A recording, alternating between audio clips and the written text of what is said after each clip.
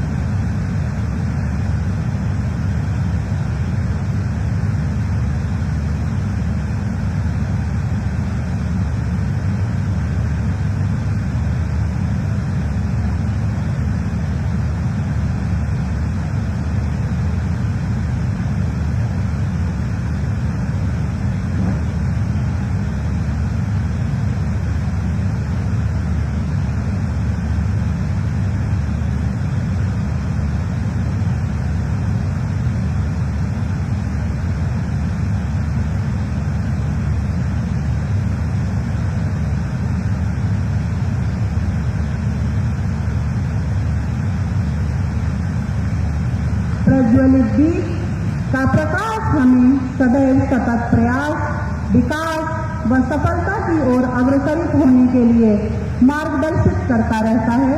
सभी माननीय अतिथिगण का दीप प्रज्वलन कार्यक्रम में उपस्थित होने के लिए सादर धन्यवाद।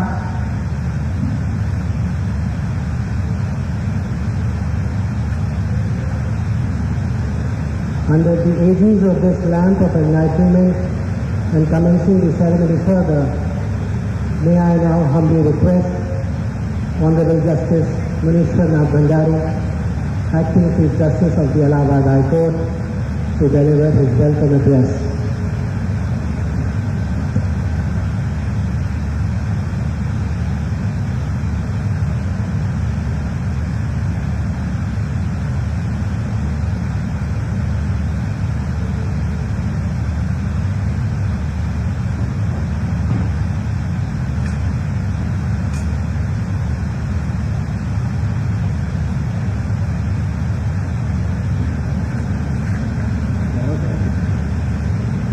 Honorable the President of India, Ramnath Govindu, Honorable Governor of the State, Anandji Patel ji, Honorable Justice N.V. Ramanathan, Chief Justice of India, Honorable Chief Minister of State, Yogi Adityanath ji, Honorable Union Ministry of Law and Justice, Kiren Rijiju, Honorable Justice Vinay Sarangi, Honorable Justice Krishna Murali, Honorable Justice Dinesh Manchuri, Honorable Justice Vikram Nagji, Judges of Supreme Court, Honorable Justice Pankaj Mittal, Chief Justice Jammu Kashmir and Ladakh High Court, Amreen Lal Singh, President, High Court Bar Association, A.D. Saunders, President, Advocates Association, High Court, Allahabad,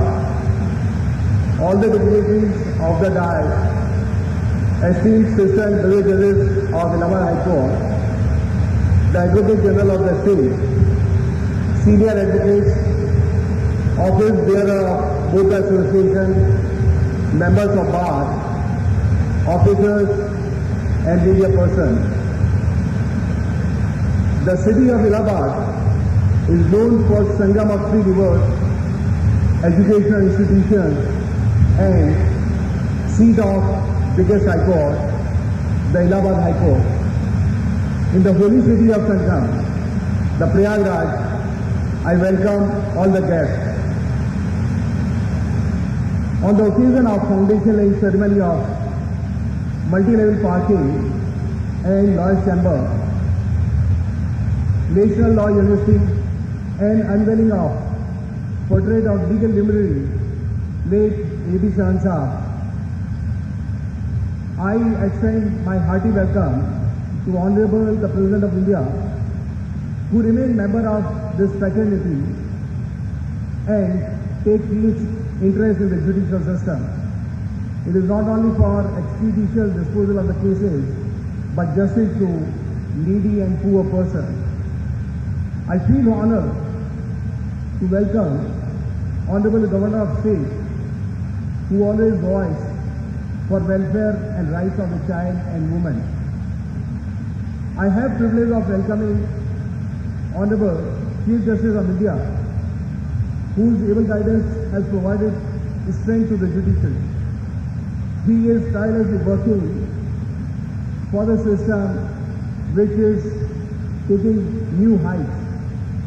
I welcome Honorable Chief Minister of the State, who always take interest in amicable settlement of the dispute to the benefit of litigants.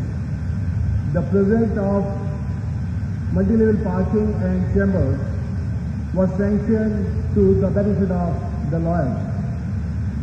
The project of National Law University would set milestone for the benefit of this area. My warm welcome goes to Minister of Law and Justice, who is on his first visit to Prayagraj after becoming Law Minister. I extend my cordial welcome to Justice Vinay Saran, Dinesh Manchuri, Justice Krishna Murali, Justice Vikram Nagji, all judges of Supreme Court, and Justice Pankaj Mittal, Chief Justice Jammu Kashmir and Ladakh High Court. I welcome all the dignitaries of the dais and august gathering on this occasion. The Allahabad High Court, over more than a century and a half, has equipped itself with utmost credit to uphold the laws and Constitution of India. The imposing building of the High Court with dome was constructed in the year 1960 to house 6 honorable judges and handful lawyers. The strength of judges was increased so as the courtroom, but matching facility could not be created for the lawyers and for parking. The extreme infra was not only insufficient to cater the need of lawyers and the litigants who make this court a temple of justice. The immediate need was felt for construction of lawyers' chamber and to provide sufficient parking. It is tribute to the wishes of all the stakeholders, the bar and bench of this court, that the project was conceived and coming through with unconditional support of the state government.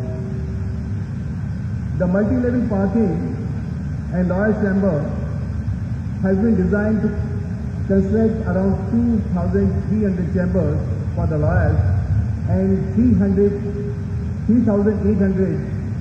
for parking of the vehicles.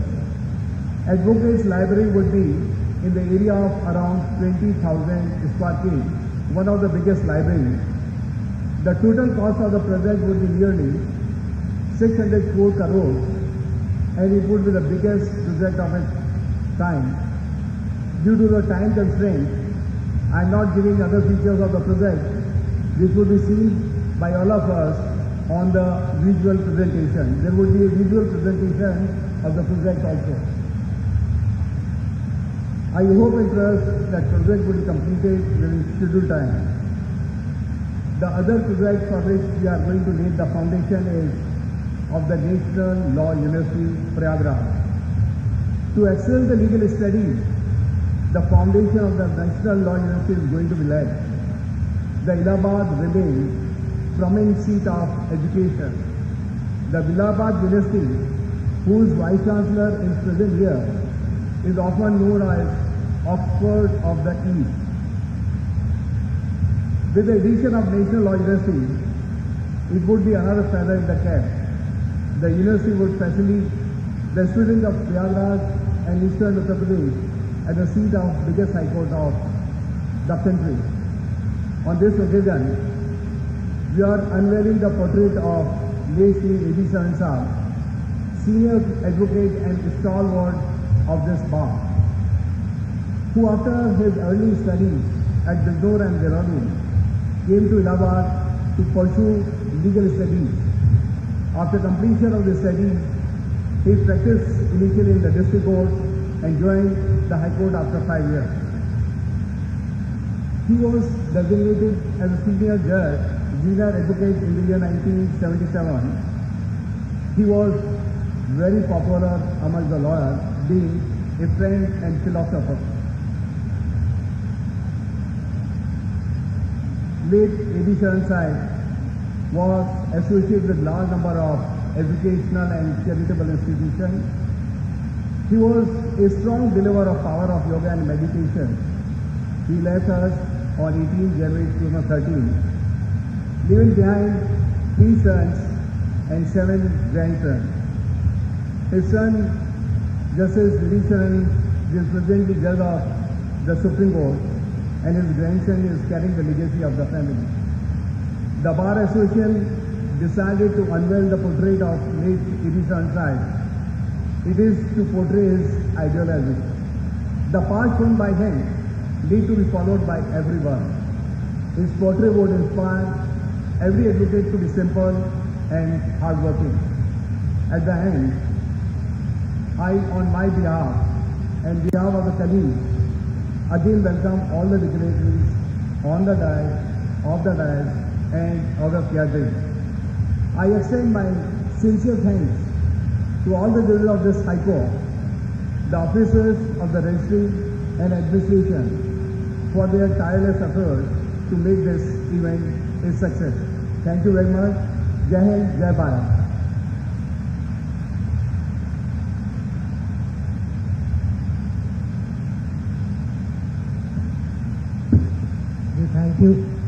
We thank you, my Lord Justice, for your welcome speech. Respected dignitaries, we are now about to witness the stone laying ceremony. May I now respectfully request Honorable the President of India to proceed for unveiling of the foundation plaques by pressing the button. All right.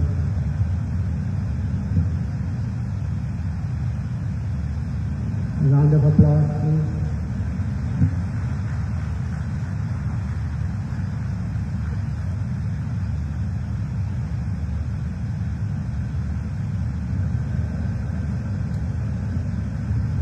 The Honorable President of India, in all his benevolence, has laid the foundation of a multi-level parking and advocates chamber at the High Court of Allahabad and Uttar Pradesh National Law University, Prayagraj.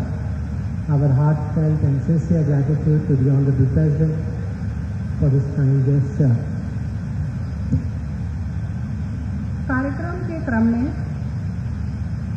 वरिष्ठ अधिवक्ता स्वर्गीय श्री आनंद भूषण शरण जी के तैलचित्र अनावरण के लिए हम भारत के माननीय मुख्य न्यायमूर्ति जी से विनम्र आग्रह करते हैं।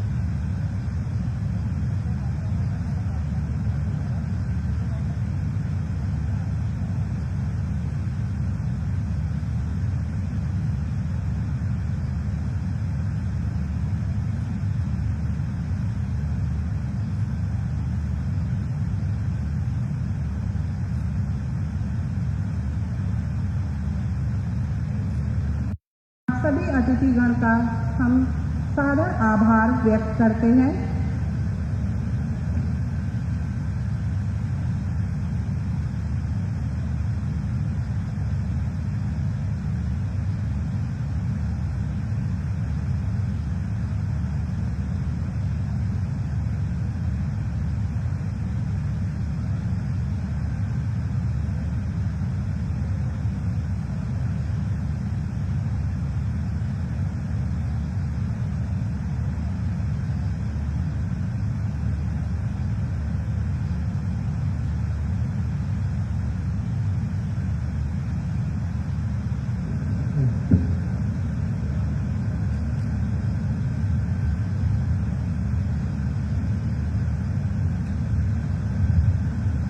The project management team, in consultation with the Honorable High Court of Allahabad, has compiled a short presentation of the project for which the foundation plaques have just been unveiled by Honorable the President of India. The presentation shall run very shortly. It's a short presentation. 17 मार्च 1866 को स्थापित इलाहाबाद उच्च न्यायालय भारत के प्राचीनतम न्यायालयों में से एक है। जनसंख्या के मामले में भारत गणराज्य के सबसे बड़े राज्य को न्याय प्रदान करने का दायित्व होने के कारण 160 न्यायाधीशों की स्वीकृत संख्या बल और 20,000 अधिवक्ता गणों की संख्या के साथ ये वर्तमान में एशिया का सबसे बड़ा न्यायालय है। मात्र 204 अधिवक्ता कक्ष और लगभग नगण्य पार्किंग स्थान लंबे समय से न्यायालय के बुनियादी ढांचे की एक बड़ी कमी रही है। इस समस्या को दूर करने एवं अधिवक्ता गणों और वादकारियों सहित आम लोगों को आवश्यक सुविधाएं प्रदान करने के लिए मल्टी लेवल पार्किंग एवं अधिवक्ता कक्षों का निर्माण किया जाना प्रस्तावित किया गया है। 20 लाख वर्ग फुट से अधिक निर्माण क्षेत्र वाली इस परियोजना के लिए आवश्यक 5.5 एकड़ भूमि का प्रबंध उच्च न्यायालय परिसर में ही अवस्थित 12 बंगलों को न्यायमूर्तिगण द्वारा अधिवक्ता गणों एवं वादकारियों के हित में प्रदान करने से हुआ है। प्रस्तावित नई इमारत अपनी बाह्य संरचना से उच्च न्यायालय की भव्य आभा का आभास देगी, जबकि इसका विन्यास मूल उच्च न्यायालय की उत्कृष्ट पैलेडियम डिजाइन के समरूप होगा। प्रस्तावित परिसर के लिए एक 4 लेन वाले प्रवेश और निकास द्वार की व्यवस्था की गई है तथा एक द्विमंजिला गलियारा प्रस्तावित है, जो मुख्य भवन को परिसर के अन्य भवनों से जोड़ेगा। परियोजना के मुख्य भवन के बेसमेंट और ऊपर के 6 तलों तक लगभग 2300 कारों और 1500 दुपहिया वाहनों के पार्किंग की व्यवस्था होगी और उसके ऊपर के 6 तलों पर अधिवक्ता गणों के लिए लगभग 2300 वातानुकूलित चैम्बर के साथ ही लगभग 900 व्यक्तियों के लिए कैंटीन की व्यवस्था होगी। इसके अलावा शीर्ष तल पर अधिवक्तागण के लिए 20,000 वर्ग फुट क्षेत्र में एक विशाल पुस्तकालय भी होगा। परिसर में ऊपर और नीचे की ओर जाने वाले 4 रैंप प्रदान किए गए हैं, जो व्यस्ततम समय में वाहनों का सुचारू आवागमन सुनिश्चित करेंगे। परिसर के अंदर सुविधाजनक आवागमन के लिए कुल 15 सीढ़ियों, 24 लिफ्ट और 26 स्वचालित सीढ़ियों की भी व्यवस्था की गई है। इस परियोजना में प्रस्तावित भवन में प्राकृतिक हवा और प्रकाश की उपलब्धता सुनिश्चित करने के लिए 12 खुले आंगनों की व्यवस्था की गई है।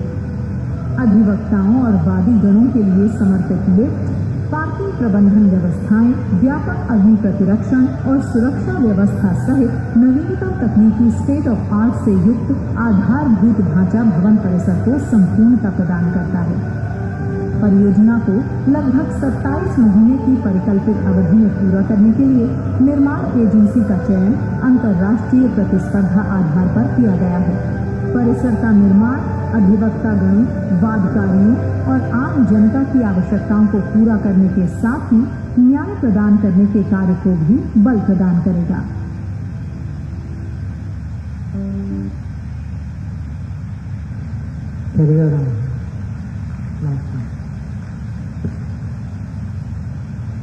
That was a wonderful delve into the essence of the project that has been most graciously blessed by the Honorable President, and we hope that once completed, it shall create a model that can be replicated in other parts of the country.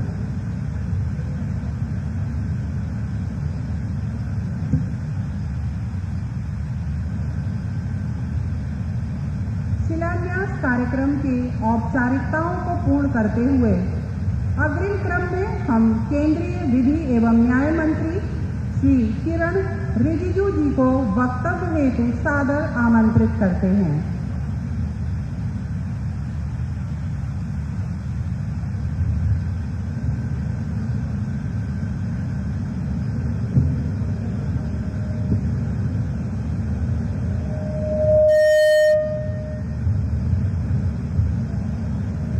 Bharat के महामहिम राष्ट्रपति आदरणीय रामनाथ कोविंद जी, उत्तर प्रदेश के governor आदरणीय आनंदीबेन पटेल जी, भारत के chief justice honourable justice NV. Ramana जी, उत्तर प्रदेश के बहुत ही कर्मठ मुख्यमंत्री आदरणीय योगी आदित्यनाथ जी, ऑनरेबल जस्टिस विनीत सरन जी, जज supreme court of India, honourable justice Dinesh Maheshwari जी, जज supreme court, honourable justice Krishna Murari जी, जज supreme court honourable justice Vikram Nath ji, जज supreme court honourable justice Manishwar नाथ भंडारी जी, acting chief justice Allahabad high court respected Amarendra नाथ Singh ji, president high court bar association Allahabad, आज के इस भव्य कार्यक्रम में मौजूद उत्तर प्रदेश के आदरणीय मंत्रीगण, सांसद, विधायकगण, ऑनरेबल जजेस ऑफ इलाहाबाद हाई कोर्ट और लीगल दुनिया से यहाँ मौजूद हमारे जितने भी सीनियर एडवोकेट्स, उनके साथी, भाइयों और बहनों, आज बहुत ही खुशी का दिन है, सिर्फ उत्तर प्रदेश के लिए नहीं, पूरा देश के लिए, क्योंकि प्रयागराज एक ऐतिहासिक एवं सांस्कृतिक स्थल होने के साथ साथ ये पूरे उत्तर भारत के एक बहुत ही महत्वपूर्ण शिक्षा केंद्र होने के साथ साथ न्याय और विधि शिक्षा का भी अत्यंत महत्वपूर्ण स्थान रहा है। माननीय उत्तर प्रदेश का न्यायालय इलाहाबाद के स्थित होने के कारण प्रयागराज की जनमान्य को न्याय दिलाने में प्रयागराज की इसी महत्ता को ध्यान में रखते हुए नगर निगम प्रयागराज की समांतर्गत मौजा देवघाट तहसील सदर में माननीय उच्च न्यायालय इलाहाबाद द्वारा प्रदान की गई 1 हेक्टेयर भूमि पर उत्तर प्रदेश राष्ट्रीय विधि विश्वविद्यालय प्रयागराज का आज शिलान्यास किया जा रहा है। मेरे तरफ से मैं पूरे समस्त उत्तर प्रदेश के जनताओं को बहुत बहुत बधाई देना चाहता हूं। उत्तर प्रदेश राष्ट्रीय विधि विश्वविद्यालय प्रयागराज को मूर्त रूप से उत्तर प्रदेश विधान मंडल द्वारा उत्तर प्रदेश राष्ट्रीय विधि विश्वविद्यालय प्रयागराज अधिनियम 2020 पारित किया गया है और मुझे ये जानकर के बहुत खुशी हुई कि इसमें जो प्लानिंग किया गया है, आगे का कार्यक्रम की जो रचना की गई है, मैं उससे प्रभावित हूं। जो हमको बताया गया है, इस विश्वविद्यालय का प्रारंभ प्रथम वर्ष में 80 छात्रों के साथ शिक्षण सत्र 2022-23 से प्रस्तावित है। विश्वविद्यालय के निर्माण के बाद यहाँ पर एकीकृत विधि स्नातक के प्रत्येक वर्ष 180 छात्रों तथा विधि परास्नातक के 80 छात्रों के शिक्षा प्राप्त करने की व्यवस्था होगी। इस प्रकार विधि स्नातक एवं विधि परास्नातक स्तर पर ही 1000 से अधिक छात्र यहाँ शिक्षा प्राप्त करेंगे। इसके अतिरिक्त इस विश्वविद्यालय में उच्च स्तरीय विधि अनुसंधान का भी व्यवस्था होगी। सभी नियमित विद्यार्थियों के साथ इनके लिए विश्वविद्यालय परिसर के अंदर ही आवासीय सुविधा उपलब्ध होगी तथा विश्वविद्यालय परिसर के अंदर ही आधुनिक लाइब्रेरी तथा शारीरिक एवं मानसिक विकास के लिए खेल कूद की सुविधाएं, व्यायामशाला एवं संबंधित उपकरण की स्थापना का भी व्यवस्था रखी गई है। ये बहुत दूरदृष्टि सोच के साथ रखी गई है। आज के दिन मैं बहुत कुछ लंबा नहीं कहना चाहता हूं, लेकिन मैं इस देश का कानून मंत्री होने के नाते मेरे तरफ से मैं पूरा आश्वासन देना चाहता हूं कि भारत सरकार आदरणीय प्रधानमंत्री नरेंद्र मोदी जी के नेतृत्व में हम सभी लॉ यूनिवर्सिटी इस देश के कॉलेजेस है, लॉ एकेडमी से सबके साथ हम लोग बहुत ही करीबी से काम करना चाहते हैं। हम चाहते हैं इस देश का न्याय प्रणाली को मजबूत किया जाए। इंडिपेंडेंस ऑफ जुडिशरी को तो हम मानते ही हैं, लेकिन हम जुडिशरी को और मजबूती देने के लिए हर कदम उठाए जाएंगे। साथ साथ हमारे सरकार की ओर से हम आर्बिट्रेशन के क्षेत्र में, मीडिएशन के क्षेत्र में नई पहल कर रही है और आने वाला जो शीतकालीन सत्र में पार्लियामेंट के जो विंटर सेशन में हम मीडिएशन का भी बिल लाने का पूरा जो हमारी तैयारी है लगभग पूरी हो चुकी है। मैंने अभी आते समय भी हमारे chief justice of India justice NV. Ramana ji से हमने चर्चा की है और हम संपर्क करेंगे जो अभी के वर्तमान चीफ जस्टिस है, सुप्रीम कोर्ट के ऑनरेबल जजेस है और हमारे हाई कोर्ट में जिनके ऑनरेबल चीफ जस्टिस हैं और हाई कोर्ट के जजेस हैं, सबके साथ हम मधुर संबंध बनाना चाहते हैं। साथ साथ जो रिटायर्ड जजेस हैं उनका भी योगदान हम लेना चाहते हैं। भारत को हम इंटरनेशनल आर्बिट्रेशन का एक डेस्टिनेशन बनाना चाहते हैं। भारत के न्यायिक प्रणाली को दुनिया देखे, विश्वास करे, ऐसा हमारी कल्पना है। आदरणीय प्रधानमंत्री जी का सोच बहुत क्लियर है। उस सोच को आगे ले जाने के लिए मेरा तरफ से पूरा प्रयास किया जाएगा और साथ साथ हमारा इच्छा है कि जो पूर्व में काम जो नहीं हो पाया या जहां विलंब हुआ है, हम उसको जल्दी से जल्दी तेज गति से आगे बढ़ाना चाहते हैं। हम ये मानते हैं कि इस देश में अगर न्याय व्यवस्था को ठीक करना है तो हमारा टारगेट होना चाहिए justice to the common man. आम जनता को न्याय कैसे और जल्द कैसे दिया जाए, और हम ये भी मानते हैं कि आम जनता और न्याय के बीच में जो दूरी है उसको जितना हो सके कम करना होगा। जब तक आम जनता को न्याय से हम दूर रखेंगे, हमारा देश को हम संपन्न देश हम नहीं मान सकता है।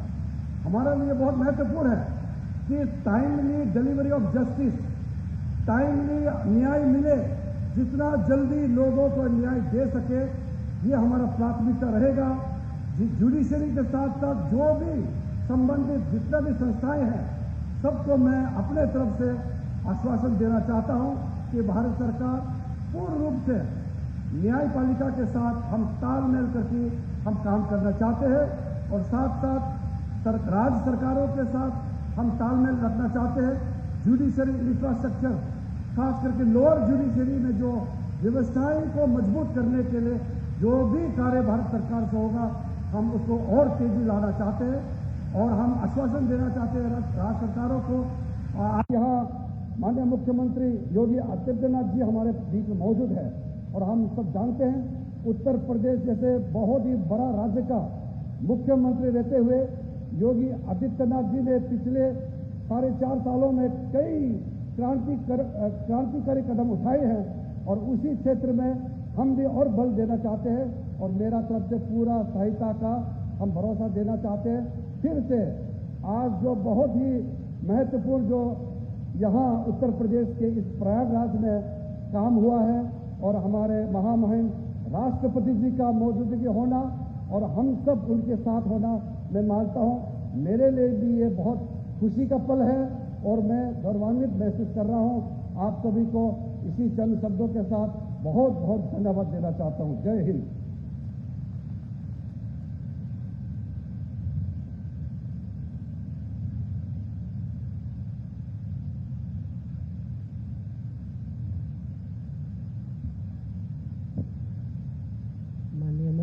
माननीय मंत्री जी का धन्यवाद। अब मैं उत्तर प्रदेश राज्य के माननीय मुख्यमंत्री योगी आदित्यनाथ जी को उद्बोधन के लिए आमंत्रित करता हूँ। माननीय मुख्यमंत्री महोदय।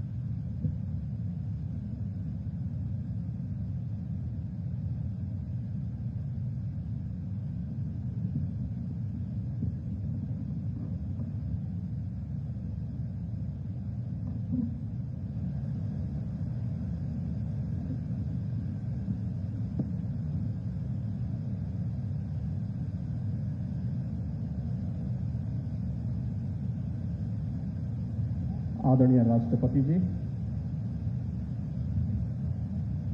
उत्तर प्रदेश की माननीय राज्यपाल श्रीमती आनंदीबेन पटेल जी, भारत के माननीय मुख्य न्यायाधिपति न्यायमूर्ति एन.वी. रमन्ना जी, भारत सरकार के कानून एवं न्याय मंत्री माननीय किरेन रिजिजू जी, माननीय सर्वोच्च न्यायालय के न्यायमूर्तिगण माननीय न्यायमूर्ति विनीत शरण जी, माननीय न्यायमूर्ति दिनेश माहेश्वरी जी, माननीय न्यायमूर्ति श्री कृष्ण मुरारी जी, माननीय न्यायमूर्ति श्री विक्रमनाथ जी, उत्तर प्रदेश इलाहाबाद हाई कोर्ट के कार्यवाहक मुख्य न्यायाधीश न्यायमूर्ति मुनीश्वर नाथ भंडारी जी, उत्तर प्रदेश शासन के विधि एवं न्याय मंत्री श्री ब्रजेश पाठक जी, बार एसोसिएशन इलाहाबाद के अध्यक्ष श्री अमरेंद्र नाथ सिंह जी, प्रदेश सरकार के मेरे सभी सहयोगी मंत्रीगण, माननीय सभी न्यायमूर्तिगण और उपस्थित भाइयों बहनों,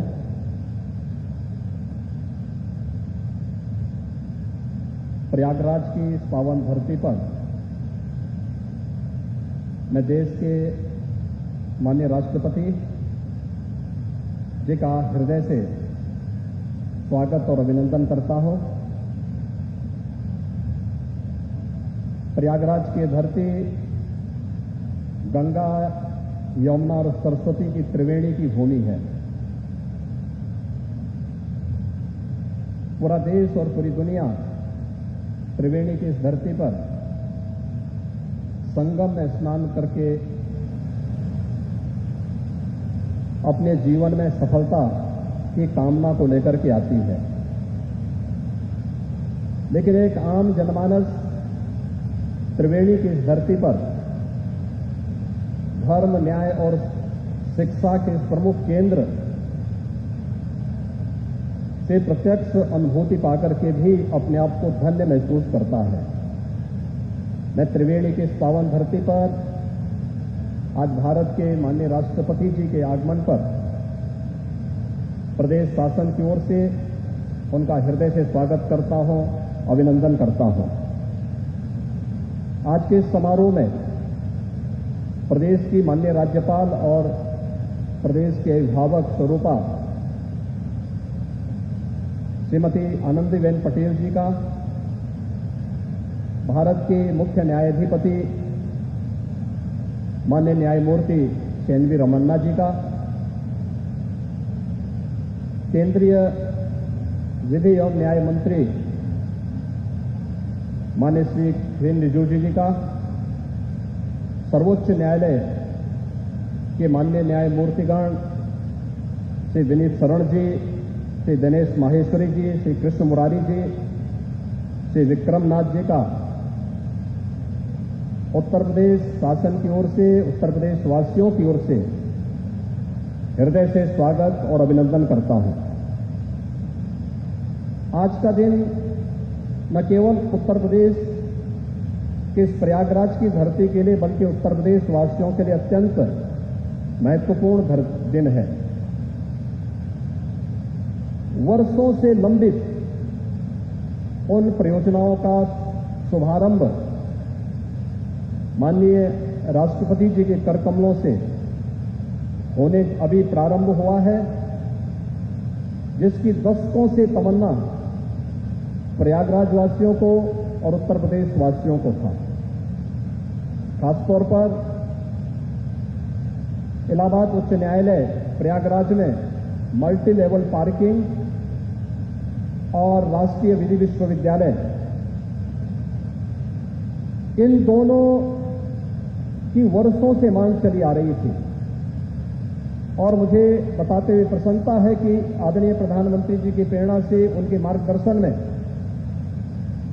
उत्तर प्रदेश सरकार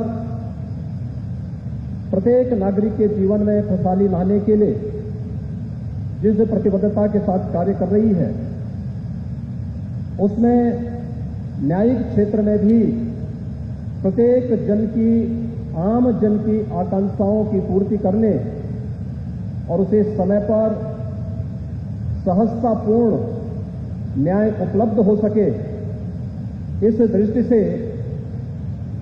चाहे वह प्रदेश के अंदर न्यायिक क्षेत्र में इंफ्रास्ट्रक्चर डेवलपमेंट के लिए किए जाने वाले कार्य हो, मुझे बताते हुए प्रसन्नता है कि प्रदेश में न्यायालय कक्ष 599 न्यायिक कक्ष वर्तमान में, जिनमें से 311 पूरी तरह तैयार हो चुके हैं, 288 निर्माणाधीन हैं। माननीय न्यायमूर्तियों के आवासीय व्यवस्था के लिए भी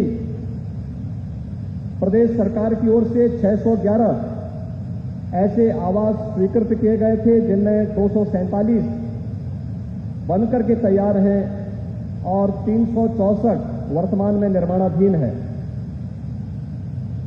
आज का युग डिजिटल युग है।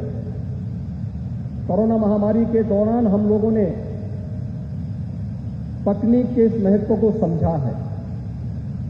आम जन को दी जाने वाली सुविधा हो या फिर सहजता और सरलता के साथ उन्हें न्याय उपलब्ध कराने के लिए हम तकनीक का उपयोग किस रूप में कर सकते हैं, ये हम सब ने डिजिटल हियरिंग के माध्यम से, ऑनलाइन दी जाने वाली उन सुविधाओं के माध्यम से महसूस किया है। और प्रदेश सरकार ने अधीनस्थ न्यायालयों में डिजिटाइजेशन के लिए लगभग 70 करोड़ रुपए स्वीकृत किए हैं। माननीय उच्च न्यायालय के कंप्यूटर क्रय के लिए 30 करोड़ रुपए, अधीनस्थ न्यायालय में कंप्यूटर क्रय और अनुरक्षण के लिए 20 करोड़ रुपए और न्यायिक अधिकारियों के नवीन लैपटॉप के लिए 18 करोड़ रुपए की राशि इस संबंध में राज्य सरकार ने पहले से ही स्वीकृत की है। और आज मुझे बताते हुए प्रसन्नता है कि यहां पर जब भी हम लोग प्रयागराज की बात करते थे तो प्रयागराज का हमारा उच्च न्यायालय एशिया का सबसे बड़ा उच्च न्यायालय है। 24 करोड़ उत्तर प्रदेश की जनता न्याय प्राप्त करने की एक उत्सुकता के साथ यहां पर आता है, लेकिन उसे सबसे ज्यादा यहां सामना करना पड़ता था जाम का।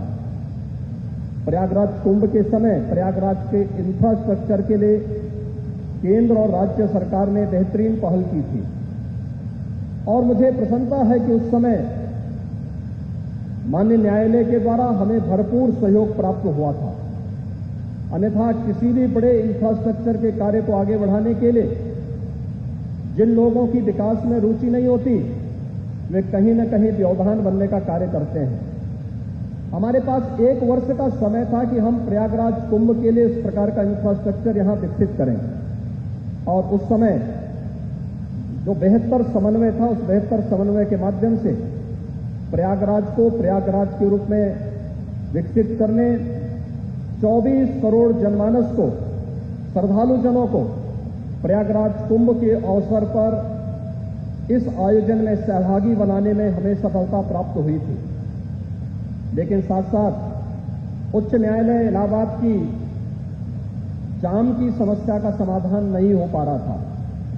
आज मुझे प्रसन्नता है कि जो मल्टी लेवल पार्किंग यहां पर बन रहा है ये केवल मल्टी लेवल पार्किंग नहीं है, बल्कि इसमें 4000 वाहनों को पार्किंग की सुविधा के साथ साथ 2500 अधिवक्ताओं के लिए चैम्बर बना करके 10,000 अधिवक्ताओं के लिए भी अत्याधुनिक चैम्बर और उनके लिए अत्याधुनिक लाइब्रेरी की सुविधा उपलब्ध कराने का भी एक माध्यम यह मल्टी लेवल पार्किंग और अधिवक्ताओं के लिए बनाए जाने वाले चैम्बर, जो बार एसोसिएशन की वर्षों की मांग थी, उस मांग को आज यहां पर पूरा करते हुए और राष्ट्रपति जी के करकमलों से माननीय मुख्य न्यायाधिपति की उपस्थिति में और उच्चतम न्यायालय के सभी माननीय न्यायमूर्तियों के गर्मामयी उपस्थिति में इस आयोजन को यहां पर आयोजित करने में मुझे गौरव की अनुभूति हो रही है। इसके साथ ही प्रयागराज के लिए एक नई, क्योंकि प्रयागराज को हम त्रिवेणी की धरती मानते हैं, प्रयागराज में आप देखते होंगे कि प्रयागराज धर्म की धरती तो है ही, न्याय के लिए 24 करोड़ जनता प्रयागराज पर निर्भर करती ही है, लेकिन साथ साथ शिक्षा का भी उत्तर भारत का एक महत्वपूर्ण केंद्र है। और वर्षों से मांग हो रही थी कि एक राष्ट्रीय विधि विश्वविद्यालय की स्थापना प्रयागराज में हो। और मेरा वहां पे हमेशा इस बात के लिए, जब 2017 में हम लोग आए थे तो मेरे सामने एक ही चैलेंज था। मैंने कहा विधि विश्वविद्यालय बने तो ऐसा बने जो राजनीतिक हस्तक्षेप से दूर न्यायिक अधिकारियों के द्वारा ही इसको संचालित अगर कर दिया जाए तो हमें प्रयागराज की धरती पर इस प्रकार का विश्वविद्यालय बनाने में प्रसन्नता की अनुभूति होगी। और मुझे प्रसन्नता है कि इस विश्वविद्यालय के विजिटर के रूप में भारत के मुख्य न्यायाधिपति स्वयं इसके विजिटर होंगे। इस प्रकार का एक्ट राज्य सरकार ने बना करके आज प्रस्तुत किया है और यह विश्वविद्यालय का शुभारंभ अगले सत्र में हम लोग यहां पर प्रारंभ करेंगे। आज जब यहां पर माननीय राष्ट्रपति जी हैं, माननीय राज्यपाल महोदया हैं, माननीय मुख्य न्यायाधिपति हैं और हम लोगों की हार्दिक इच्छा भी है कि भारत के संविधान सभा के अध्यक्ष और देश के प्रथम राष्ट्रपति डॉक्टर राजेंद्र प्रसाद जी का प्रयागराज से बहुत संबंध था। प्रयागराज के हर कुंभ में यहां पर अगर आज भी किले के अंदर आप जाकर के देखेंगे तो डॉक्टर राजेंद्र प्रसाद जी की स्मृतियां जुड़ी हुई हैं। ये विधि विश्वविद्यालय डॉक्टर राजेंद्र प्रसाद जी की स्मृतियों को समर्पित होना चाहिए। आज के इस अवसर पर मैं एक बार फिर से उत्तर प्रदेश शासन की ओर से इस बात के लिए आश्वासन देता हूं कि न्यायिक क्षेत्र में किसी भी प्रकार के विकास, इंफ्रास्ट्रक्चर डेवलपमेंट के लिए, उनके आधुनिकीकरण के लिए, उनके तकनीकी उन्नयन के लिए राज्य सरकार भरपूर सहयोग करेगा और ये राष्ट्रीय विधि विश्वविद्यालय न्यायिक क्षेत्र में नए छात्रों को, नई पीढ़ी को इस क्षेत्र में न केवल अध्ययन और अध्यापन का एक मंच उपलब्ध कराएगा, बल्कि इस क्षेत्र में शोध के वे अनेक अवसर भी उपलब्ध कराने का एक मंच होगा, जहां से निकले हुए युवा न केवल प्रदेश और देश के अंदर बल्कि अंतर्राष्ट्रीय जगत में भी प्रयागराज का, प्रदेश का और देश का नाम आगे बढ़ाने का कार्य करेंगे। एक बार फिर से मैं माननीय राष्ट्रपति जी का, माननीय राज्यपाल महोदय का, माननीय मुख्य न्यायाधिपति का, सर्वोच्च न्यायालय के सभी माननीय न्यायमूर्तियों का हृदय से स्वागत और अभिनंदन करते हुए आप सभी प्रयागराज वासियों को, प्रयागराज उच्च न्यायालय से जुड़े हुए सभी न्यायमूर्तियों को हृदय से बधाई देता हूं, अपनी शुभकामनाएं देता हूं। धन्यवाद। जय हिंद।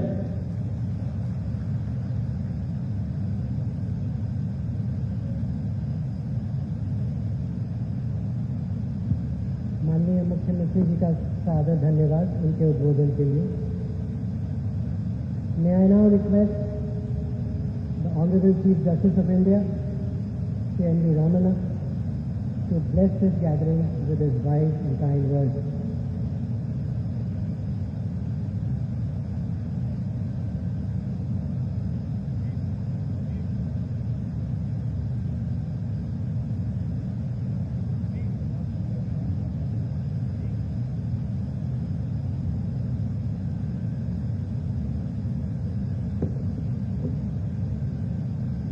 महामहिम भारत राष्ट्रपति Shri Ramnath Kovind ji, the Honorable Governor of Uttar Pradesh, Srimati Anandabhai ji, Honorable Chief Minister of Uttar Pradesh, Yogi Adityanath ji, Honorable Minister for Law and Justice, Sri Kiran Rijiju ji, my brothers, Justice Vineet Karan, Justice Dinesh Maheshwari, Justice Krishna Murari, Justice Shankaranath,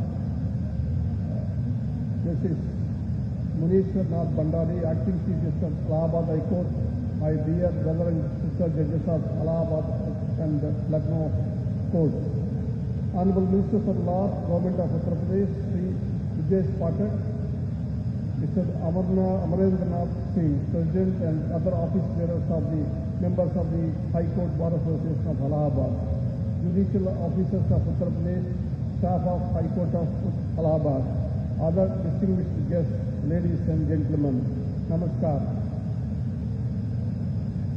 मुझे इस पवित्र नगरी में आकर बहुत खुशी हुई है कि लोग अपने बड़े दिन के लिए जाने जाते हैं। Unfortunately, my learning Hindi is not confined to only a year in the school. Please forgive me not giving a elaborate speech in Hindi. Today I am overwhelmed to be here in the city of Kumbh, a city with rich history in every corner, a city known as the seat of knowledge, wisdom and justice since time immemorial, a city which gave impetus to the freedom movement with the historic Anand Bhavan as its epicenter. A city in which Mahatma Gandhi declared the most peaceful war ever known to mankind against the British rulers. A city which is home to legendary freedom fighters.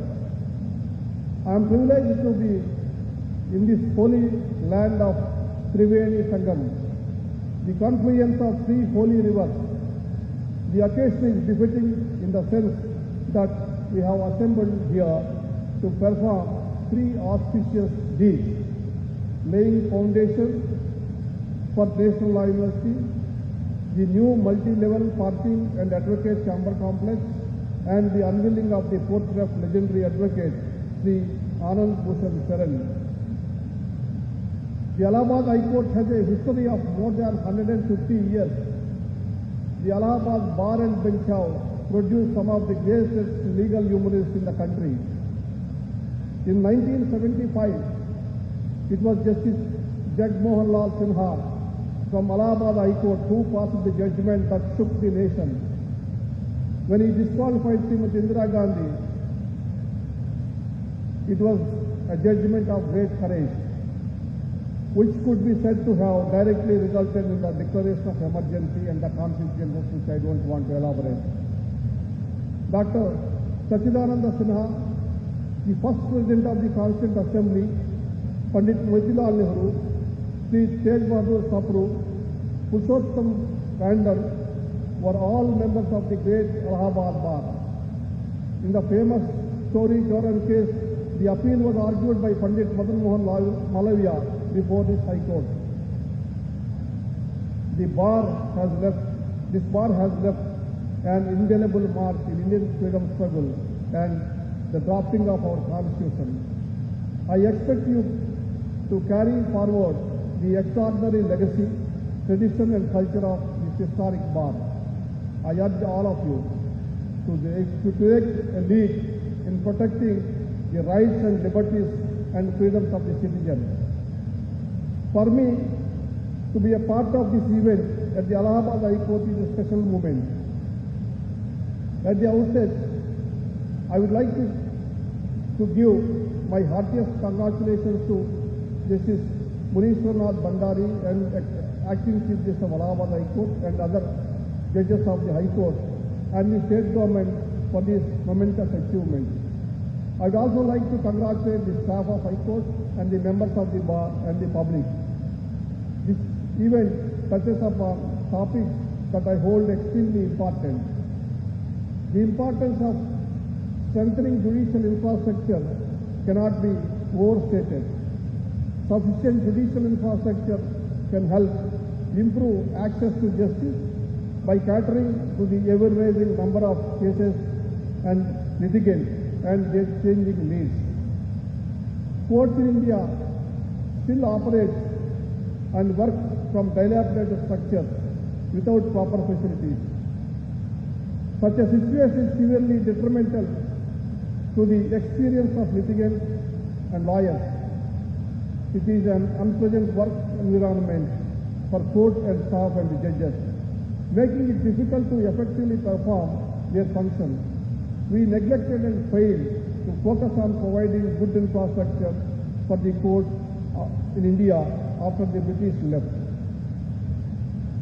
That is the reason why I am campaigning the National Judicial Infrastructure Corporation, which will develop concepts of the National Court Development Project and its implementation. The National Judicial Infrastructure Corporation shall be along the lines of the different infrastructure development statutory bodies that work towards certain national assets across the country. One of the design principles that NJIC will follow is socially responsible and inclusive architecture. Today, the construction of the new multi-level parking and advocate chamber complex in Allahabad High Court is an important step in creating a barrier-free, citizen-friendly atmosphere. I have been told that advocates in Allahabad were in great difficulty as they still do not have proper chambers. I am glad to find that the needs of women and differentially abled have been consciously considered. This is a welcome move for advocates and litigants. I hope that the new complex will re-energize the Allahabad Bar. I do not want to point any finger or lay any blame regarding the tendency in the Allahabad High Court relating to the criminal matters, which is very worrying. I request Allahabad Bar and Bench to work together and cooperate to resolve this issue. The laying of foundation stone for the proposed National Law University in Allahabad is a significant step. As the Honorable President laid the foundation stone for the National Law University, I was reminded of the words of Mahatma Gandhi. I quote, "What is really needed to make democracy functioning is not knowledge of facts, but right education, unquote. I hope the addition of this university will serve the nation and its people well. The growth of our legal system goes hand in hand with the growth in legal education. It is necessary for the country to have quality legal education which produces professionals who fulfill the legal needs of the ever-increasing population. Today, I have also had the honor of unveiling the portrait of one of the most celebrated lawyers from the Allahabad Bar, someone who is a role model to young lawyers and law students. See, late Anand Bhushan Saran, who was one of the best and most respected senior advocates from Allahabad. He was well known for his wit and intellect and for his ability to come up with practical solutions on the spot. He never lost his composure in any situation. However, what his juniors and associates recollect about him was his extraordinary work ethic, his punctuality, and the amount of hard work he put into all his matters. Till his last days, he never wavered from his routine and was still working without ever making excuse of ill health. This earned him universally respect and admiration. Working closely with his son, Brother Justice Vineet Saran, I can state that my brother has imbibed some of his best qualities by watching his eminent father. Lastly, I would like to take a few minutes to place on record my gratitude for the support of the Honorable President of India, who always gives priority to the legal community. As a former lawyer himself, he understands the troubles and the difficulties faced by those in the legal community and has always taken an active role in attempting to resolve any issues faced by us. It was his idea to translate the judgments of the Supreme Court to vernacular languages to increase access to justice, which has now been implemented. Whenever we meet, he always asks about the welfare of the legal fraternity and is always thinking of improving the legal aid system for the underprivileged. Since the time today morning, I met the Honorable President at the airport. Like a family elder, he has been showering with lot of love and affection. I am indebted to him, sir. Actually, Honorable President of India, who requested and told me that we have to come to Allahabad and Lucknow, both places, during my tenure and meet with the members of the bar and visit the bench. Thank you very much for the Honorable President of India inviting us to his own state. I would also like to give my regards to Honorable Governor Srimati Anandiben Patel, whose life story is truly inspiring. While she was a young teacher, she jumped into Narmada River to save 2 girls from drowning, and she got a gallantry award. We met her, while traveling in the helicopter, she is asking me about the Lok Adalat system and how to improve and dispose of the particularly family-related issues. Her concern is very much taken into consideration. I request the Honorable Acting Chief Justice to create more Lok Adalats regarding these issues. I also take this opportunity to congratulate the Honorable Chief Minister of the state, Sri Yogi Adityanath, for his efforts, cooperation and commitment to improve the infrastructure of the judiciary in Uttar Pradesh. I thank him. I am also happy to say that Sri Kiran Rijiju, the dynamic Union Law Minister, I appreciate his outlook towards strengthening the judicial infrastructure to increase his access. Kiran Rijiju is according to me, he is a young man because he is like many of us, came from a rural background. While traveling, he mentioned about his background. I thought he studied some Oxford University or Stanford University. He said that he studied in a rural school and he saw first time electricity in his class 8 and a car in his 10th class. He knows the difficulties and woes of the population, rural masses. So he is encouraging us, he is supportive to us. I thank him on this occasion. Finally, let me again congratulate the acting Chief Justice of Allahabad High Court, other judges of the court, and the High Court staff, members of the bar, and the state government for taking this initiative and inviting me, giving this opportunity to participate in this occasion. Thank you very much for giving the opportunity.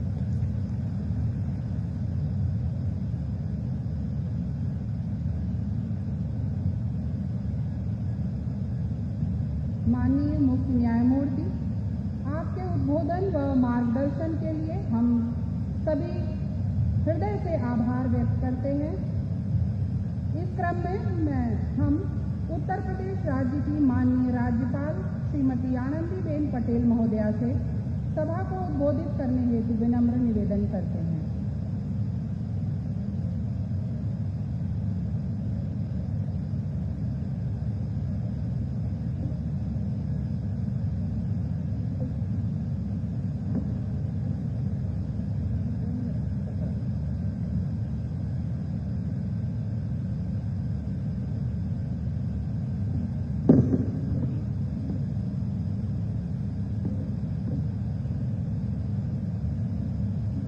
देश के माननीय राष्ट्रपति जी रामनाथ कोविंद जी, माननीय मुख्य न्यायाधीश justice NV. Ramana जी, उत्तर प्रदेश के माननीय मुख्यमंत्री योगी आदित्यनाथ जी, माननीय केंद्रीय कानून एवं न्याय मंत्री श्री किरण रिजिजू जी, सुप्रीम कोर्ट के माननीय न्यायाधीश श्री दिनेश शरण जी, सुप्रीम कोर्ट के माननीय न्यायाधीश श्री दिनेश माहेश्वरी जी, सुप्रीम कोर्ट के माननीय न्यायाधीश श्री कृष्ण मुरारी जी, सुप्रीम कोर्ट के माननीय न्यायाधीश श्री विक्रमनाथ जी, हाई कोर्ट इलाहाबाद के माननीय मुख्य न्यायाधीश justice NV. Bhandari ji, Allahabad high court bar association के अध्यक्ष अमरनाथ सिंह जी, उपस्थित सभी न्यायाधीशगण, अधिवक्तागण, देवियों और सज्जनों, उत्तर प्रदेश के नेशनल लॉ यूनिवर्सिटी एवं नवीन भवन इलाहाबाद हाईकोर्ट के शिलान्यास कार्यक्रम में देश के माननीय राष्ट्रपति श्री रामनाथ कोविंद जी एवं देश की प्रथम महिला कोविंद जी माननीय धार्मिक एवं आध्यात्मिक नगरी प्रयागराज की पावन भूमि पर मैं हार्दिक स्वागत व अभिनंदन करती हूँ। यह हम सभी प्रदेशवासियों के लिए सौभाग्य की बात है कि अभी पिछले 28 अगस्त को माननीय राष्ट्रपति जी ने गोरखपुर में उत्तर प्रदेश के प्रथम आयुष विश्वविद्यालय की आधारशिला रखी थी और आज यहाँ Uttar Pradesh national law university और इलाहाबाद हाईकोर्ट के नवीन भवन का शिलान्यास कर रहे हैं। यह उनका उत्तर प्रदेश के प्रति लगाव ही है जो उन्हें यह बार बार आने की प्रेरणा देता है। यह प्रदेश माननीय राष्ट्रपति महोदय जी के जन्मस्थली भी है, इसलिए इसके विकास के प्रति उनका लगाव स्वाभाविक है। श्री रामनाथ कोविंद जी राजनीति में आने से पहले सर्वोच्च न्यायालय में वकील थे और राजनीति में आने के बाद आपने विधि एवं न्याय संसदीय समिति के सदस्य के रूप में कार्य किया। आप न्यायिक प्रशासन के विद्वान हैं और आपके करकमलों से Uttar Pradesh national law university की स्थापना का शिलान्यास होना गर्व की बात है। मैं देश के माननीय मुख्य न्यायाधीश श्री एन.वी. रमन्ना जी का भी संगम नगरी प्रयागराज में हार्दिक स्वागत एवं अभिनंदन करती हूँ और उनके प्रति आभार व्यक्त करती हूँ कि आपने अपने बहुमूल्य समय में कुछ क्षण यहाँ आने के लिए निकाला। उत्तर प्रदेश के प्रयागराज जनपद को प्राचीन काल से ही ज्ञान नगरी के रूप में जाना जाता है। यह गंगा, यमुना और सरस्वती के पावन तट पर ज्ञान और बुद्धि प्राप्त करने की कामना की जाती है। यह सुखद आश्चर्य है कि इस नगर की सड़कों पर भी किताबें मिलती हैं। शायद ही ऐसी कोई गली होगी जहाँ सड़कें किताबों से भरी न मिले। यह इस ज्ञान नगरी की विशेषता रही है। यहाँ तक कानूनी शिक्षा का संबंध है तो यह सामाजिक न्याय को बढ़ावा देने में महत्वपूर्ण भूमिका निभाता है। हमारे देश में परंपरागत रूप से कानूनी शिक्षा गैर विशिष्ट कॉलेजों के माध्यम से दी जाती है, जो अन्य स्नातकों की तरह कानून की डिग्री प्रदान करते हैं, लेकिन इनके पास छात्रों को प्रशिक्षण देने के लिए समुचित ढांचा और उचित क्षमता नहीं होती। कानूनी शिक्षा की गुणवत्ता बेहतर बनाने के लिए ये आवश्यक है कि इसके लिए अलग विश्वविद्यालय बनाया जाए। इस नेशनल लॉ यूनिवर्सिटी की स्थापना का उद्देश्य यही है कि यहाँ से कानून की बेहतर शिक्षा होकर लेकर निकले छात्र समाज के सभी वर्गों को न्याय प्रदान किया जाना सुनिश्चित कराए। कानून बनना पर्याप्त नहीं है, कानून के सम्यक अनुपालन से ही समाज को समान न्याय का लाभ प्राप्त हो सकता है। यह काम तभी संभव होगा जब कानून की पढ़ाई करने वाले यहाँ दक्ष एवं योग्य विद्यार्थी आए, और इसके लिए आवश्यक है कानून के विद्यार्थियों को बेहतर अध्ययन के साथ उचित प्रशिक्षण की भी सुविधा प्राप्त हो।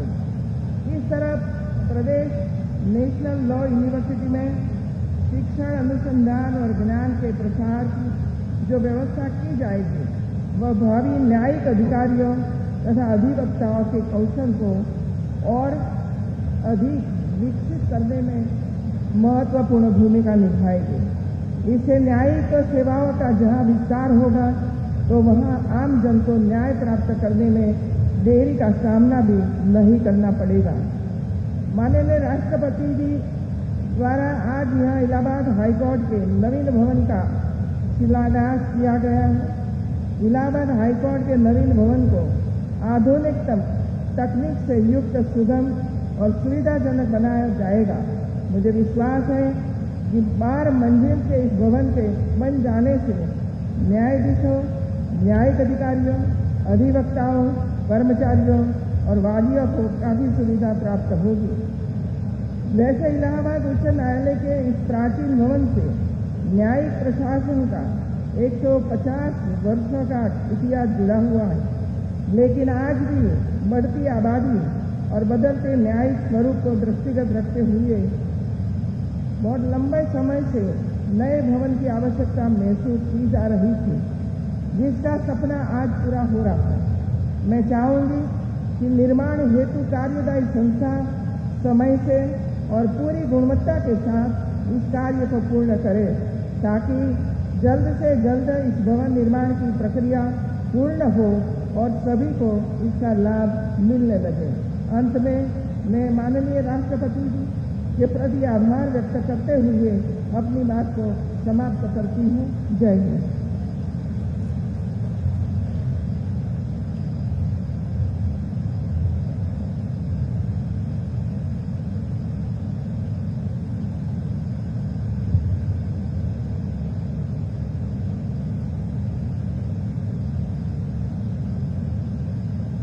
माननीय राज्यपाल महोदया को समारोह सभा को अपने वचनों से अनुग्रहित करने के लिए हम सादर धन्यवाद ज्ञापित करते हैं। कार्यक्रम के स्वर्णिम क्षण में इस संगम नगरी प्रयागराज में माननीय राष्ट्रपति महोदय का आगमन, और अब माननीय राष्ट्रपति श्री रामनाथ कोविंद जी से उनके अभिभाषण हेतु हम विनम्र आग्रह करते हैं।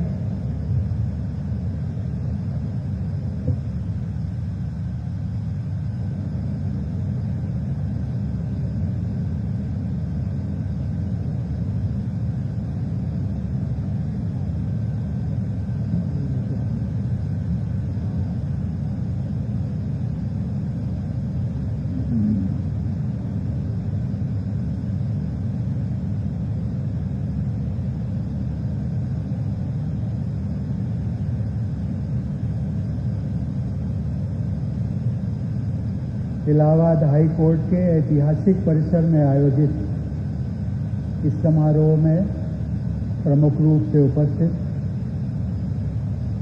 राज्यपाल श्रीमती आनंदीबेन पटेल जी, भारत के मुख्य न्यायाधीश श्री एन.वी. रमणा जी, मुख्यमंत्री श्री योगी आदित्यनाथ जी, केंद्रीय विधि मंत्री श्री किरण रिजिजू जी, उच्चतम न्यायालय के न्यायाधीशगण, justice Vineet Saran ji, justice Dinesh Maheshwari ji, justice Krishna Murari ji, justice Vikramnath ji, Allahabad उच्च न्यायालय के मुख्य न्यायाधीश एवं अन्य न्यायाधीशगण, Allahabad high court bar association के अध्यक्ष श्री अमरेंद्र नाथ सिंह जी, उपस्थित अधिवक्तागण तथा अधिकारीगण, गणमान्य अतिथियों, देवी और सज्जनों, उत्तर प्रदेश राष्ट्रीय विधि विश्वविद्यालय प्रयागराज एवं इस परिसर में विभिन्न सुविधाओं से युक्त एडवोकेट्स का चैम्बर, पार्किंग स्थल आदि का जो निर्माण कार्य होने वाला है उसका शिलान्यास करके मुझे अत्यंत प्रसन्नता का अनुभव हो रहा है। सचमुच में ये दोनों ही कार्य न्याय प्रदान करने संबंधी व्यवस्था के विकास की दिशा में सराहनीय प्रयास है। हम सब लोग जानते हैं कि विधि, शिक्षण और न्याय प्रणाली में व्यापक सुधारों के लिए भारत की न्यायपालिका तथा केंद्र और राज्य सरकारों द्वारा मिलकर निरंतर प्रयास किए जा रहे हैं। इन प्रयासों के लिए केंद्र और राज्यों के स्तर पर विधायिका, कार्यपालिका और न्यायपालिका की ओर से योगदान करने वाले सभी लोग प्रशंसा के पात्र हैं। देवी और सज्जनों, इतिहास की दृष्टि से इलाहाबाद हाई कोर्ट भारत में स्थापित किया गया चौथा हाई कोर्ट है। महत्व की दृष्टि से यह हाई कोर्ट देश की सबसे बड़ी आबादी वाले राज्य में न्याय प्रदान करने की जिम्मेदारी निभाता है। न्यायाधीशों की संख्या की दृष्टि से यह देश का सबसे बड़ा हाई कोर्ट है। परंतु इन सभी तथ्यों से एक बात और भी महत्वपूर्ण है कि इलाहाबाद हाई कोर्ट की वह परंपरा जिसमें महामना मदन मोहन मालवीय, मोतीलाल नेहरू, सर तेज बहादुर सप्रू, राजर्षि पुरुषोत्तम दास टंडन और कैलाशनाथ काटजू जैसे प्रखर व राष्ट्रप्रेमी अधिवक्ताओं ने इसी परिसर से भारतीय इतिहास के अनेक गौरवशाली अध्याय लिखे। इस हाई कोर्ट के बार और बेंच के प्रबुद्ध सदस्यों ने समाज और देश को वैचारिक नेतृत्व भी प्रदान किया। इसी उच्च न्यायालय में सन 1921 में भारत की पहली महिला वकील सुश्री कोर्नेलिया सोराब जी को इनरोल करने का ऐतिहासिक निर्णय लिया गया। वह महिला सशक्तिकरण की दिशा में इलाहाबाद उच्च न्यायालय का भविष्योन्मुखी निर्णय था। पिछले महीने ही हम सब लोग जानते हैं कि न्यायपालिका में महिलाओं की भागीदारी का एक नया इतिहास रचा गया। मैंने उच्चतम न्यायालय में 3 महिला न्यायाधीशों सहित 9 न्यायाधीशों की नियुक्ति को स्वीकृति प्रदान की। आज उच्चतम न्यायालय में नियुक्त कुल 33 न्यायाधीशों में 4 महिला न्यायाधीशों की उपस्थिति न्यायपालिका के इतिहास में आज तक की सर्वाधिक संख्या है। इन नियुक्तियों में भविष्य में एक महिला चीफ जस्टिस ऑफ इंडिया बनने का मार्ग भी प्रशस्त हुआ। सामान्यतया महिलाओं में न्याय प्रकृति का अंश अधिकतम होता है, भले ही इसके कुछ अपवाद भी होते हों। उनमें हर किसी को न्याय देने की प्रवृत्ति, मानसिकता व संस्कार होते हैं। मायका हो, ससुराल हो, पति हो, संतान हो, कामकाजी महिलाएं सबके बीच संतुलन बनाते हुए भी अपने कार्य क्षेत्र में उत्कृष्टता के उदाहरण प्रस्तुत करती हैं। सही मायने में न्यायपूर्ण समाज की स्थापना तभी संभव होगी जब अन्य क्षेत्रों सहित देश की न्याय व्यवस्था में भी महिलाओं की भागीदारी बढ़ेगी।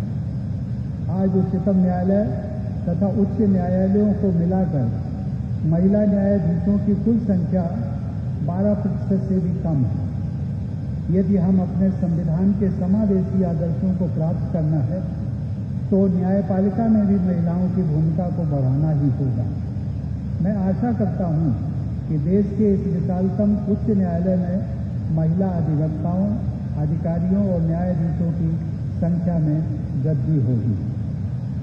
देवियों और सज्जनों, एक अधिवक्ता के रूप में मैंने देखा है कि अधिकांश युवा व सामान्य परिवारों के अधिवक्ता, उनके सहायक तथा वादकारी न्यूनतम सुविधाओं के अभाव के कारण अनेक प्रकार की कठिनाइयों का सामना करते हैं। इस संदर्भ में इलाहाबाद हाई कोर्ट द्वारा आज जिन सुविधाओं के लिए निर्माण कार्यों का शुभारंभ किया गया है, वे यहाँ के अधिवक्ताओं तथा उनके सहायकों के साथ साथ सभी वादकारियों के लिए अत्यंत सहायक सिद्ध होंगी। यह मेरा सौभाग्य रहा है कि मुझे प्रत्यक्ष या अप्रत्यक्ष रूप से राज्य के तीनों अंगों विधायिका, कार्यपालिका और न्यायपालिका से जुड़कर कार्य करने का अवसर प्राप्त हुआ। न्याय पाने के लिए गरीब लोगों के संघर्ष को मैंने नज़दीक से देखा है। न्यायपालिका से सभी को उम्मीदें तो होती हैं, फिर भी सामान्यतया लोग न्यायालय की सहायता लेने से हिचकिचाते हैं। न्यायपालिका के प्रति लोगों के विश्वास को और अधिक बढ़ाने के लिए इस स्थिति को बदलना जरूरी है।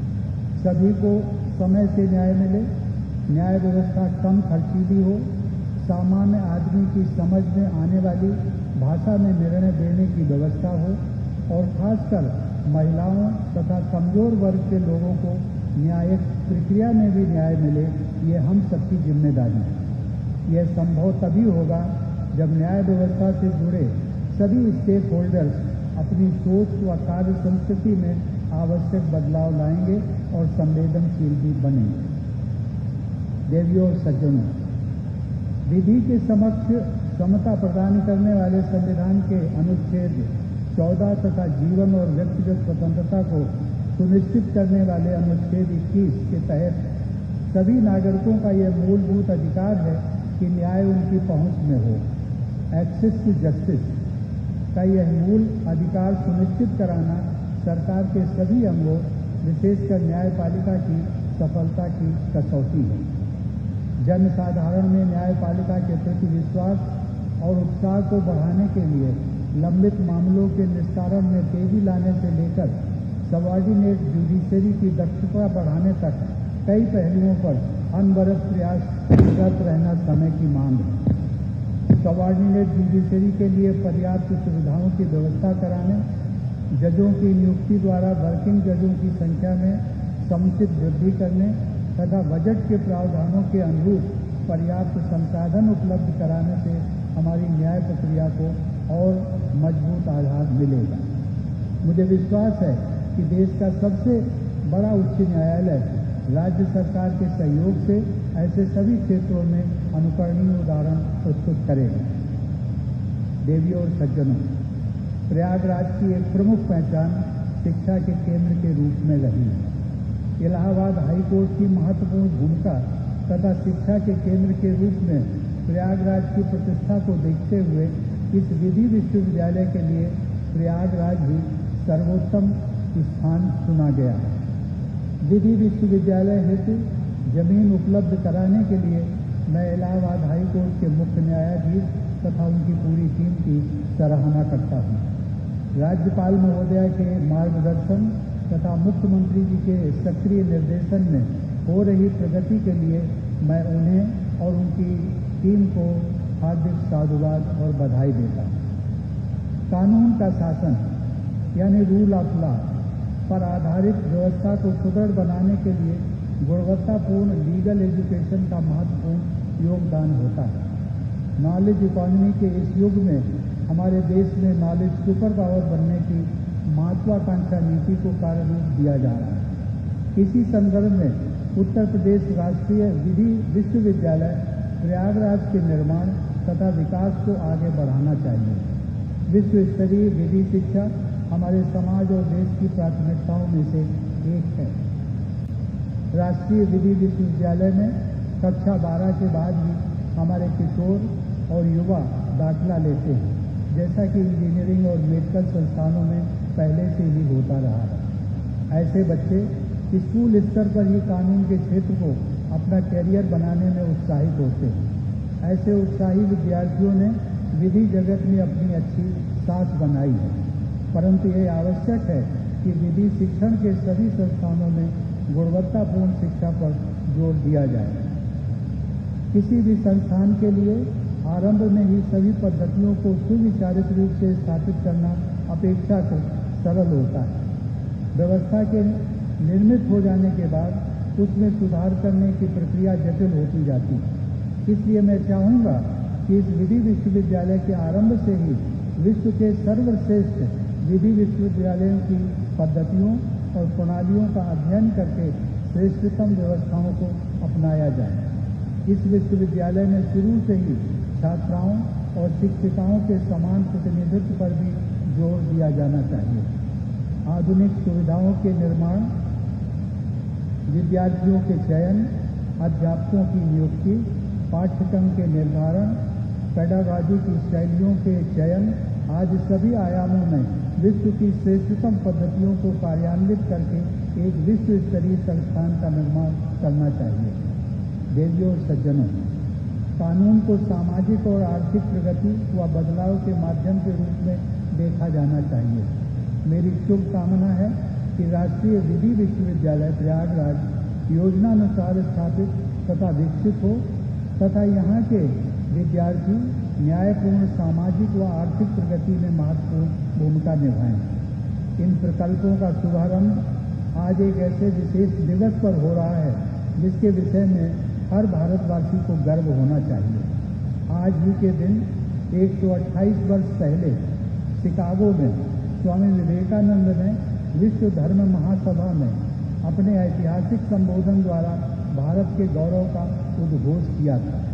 उस समय ब्रिटिश साम्राज्यवाद अपने चरम उत्कर्ष पर था, लेकिन स्वामी जी के संबोधन से पूरा विश्व समुदाय भारत की आध्यात्मिक शक्ति के प्रति सम्मान से भर उठा। स्वामी जी ने हर प्रकार की धर्मांधता और उत्पीड़न के समापन की आशा व्यक्त करते हुए भारत की न्याय, समानता व करुणा पर आधारित संस्कृति तथा सहिष्णुता का संदेश पूरी मानवता तक पहुंचाया था। यदि विश्व समुदाय ने वर्ष 1893 में स्वामी विवेकानंद के 9/11 के सहिष्णुता के संदेश को पूर्ण रूप से स्वीकार कर लिया होता तो शायद अमेरिका में वर्ष 2000 के 9/11 का मानवता विरोधी भीषण अपराध न हुआ होता।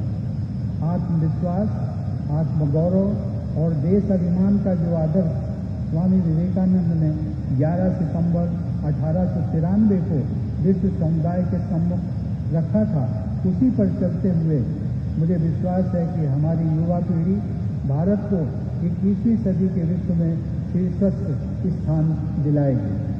इस उद्देश्य की प्राप्ति में भारतीय न्यायपालिका को भी अपनी महती भूमिका रेखांकित करनी होगी।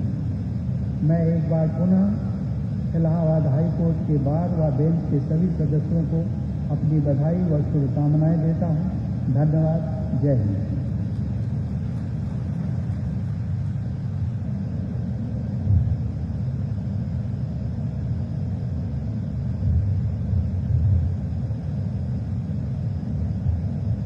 माननीय राष्ट्रपति